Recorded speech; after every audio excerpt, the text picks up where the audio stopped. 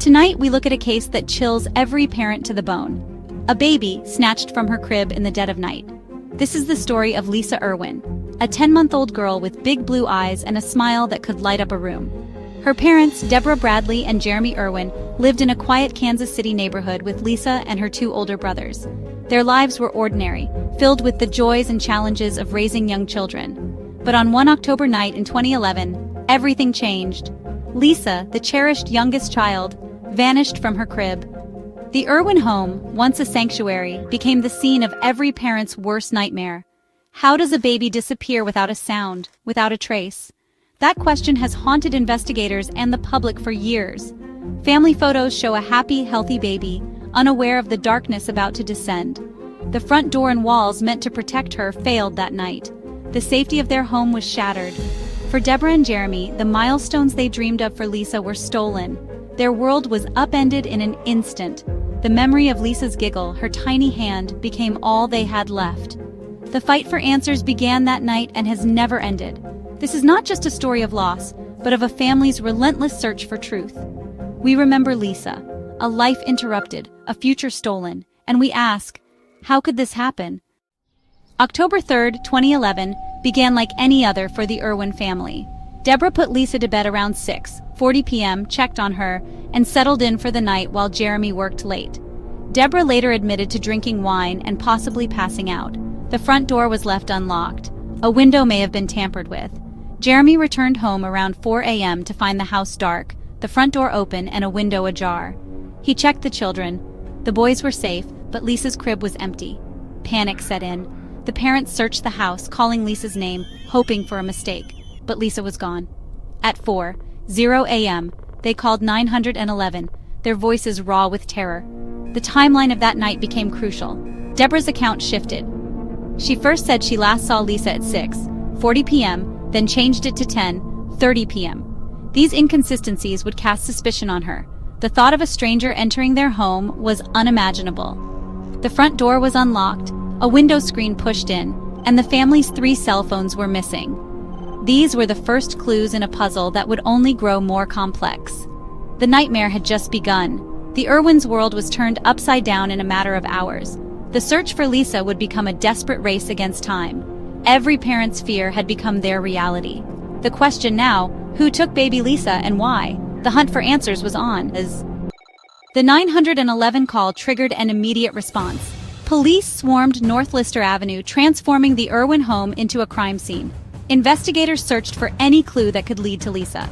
The first 48 hours were critical. An Amber Alert was issued, and Lisa's face was broadcast everywhere. Kansas City was on high alert. Hundreds of volunteers joined the search. Parks, woods, and abandoned buildings were combed for any sign of the missing baby. The hope was that Lisa would be found nearby, alive. The media descended, and the nation watched as the story unfolded. Donations poured in, and a reward fund grew to $100,000. But as days passed, hope faded. No sign of Lisa, no witnesses, no evidence. Police expanded their search, draining wells and searching landfills. Cadaver dogs alerted to a scent inside the Irwin home, near Deborah's bed, a chilling development. The focus of the investigation began to shift. Was Lisa taken by a stranger, or did something happen inside the home? The city's sense of safety was shattered. The Irwin family's nightmare became a public tragedy. The search for Lisa became a race against time and uncertainty. The pressure on law enforcement was immense. The mystery deepened with every passing hour. The investigation quickly became a maze of confusing clues and shifting stories. The family's 3 missing cell phones raised questions. Why would an intruder take them? Police tracked a phone ping near a river but found nothing. Deborah's story changed multiple times and she failed a lie detector test. Her heavy drinking that night made her an unreliable witness. Public suspicion grew. Could a mother be involved in her own child's disappearance? Police publicly questioned Deborah's truthfulness. Other suspects emerged, including a local handyman and a mysterious diaper man seen with a baby that night. None of these leads panned out. The most chilling clue: cadaver dogs detected the scent of human decomposition in Deborah's bedroom. Police dug up the floor but found nothing. The scent lingered, a silent accusation. Was Lisa's disappearance a tragic accident or a calculated abduction? The parents insisted an intruder took Lisa. The case became a web of conflicting evidence and unanswered questions. For Deborah and Jeremy, the horror of losing their daughter was compounded by public suspicion. The media, once sympathetic, turned accusatory. Deborah's inconsistencies and drinking were dissected on national television. The family was forced to defend themselves against relentless speculation. Police interrogated them for hours, convinced they were hiding something. The Irwins hired a lawyer, fueling more suspicion. Their lives were upended. They left their home, received threats, and their sons suffered too. Every move was scrutinized. Their pain was on display. Despite the accusations, Deborah and Jeremy never stopped searching for Lisa. They held vigils, released age-progressed photos, and followed every tip. They clung to hope, fighting both the unknown abductor and public perception. The weight of grief and suspicion was crushing, but their love for Lisa kept them going. The search for answers became their life's mission. The world watched, but the truth remained elusive. As years passed, the case of baby Lisa Irwin grew cold. The media moved on, but the Irwin family and Kansas City community never healed. The yellow ribbon faded, reward posters tore, but questions remained. What happened to Lisa? The silence was deafening. No new leads, no answers. The case became a ghost haunting the city. The disappearance shattered the illusion of safety. Parents held their children tighter, double-checked locks. The story became a cautionary tale, a reminder that evil can strike anywhere. For the Irwins, every birthday and holiday was a painful reminder.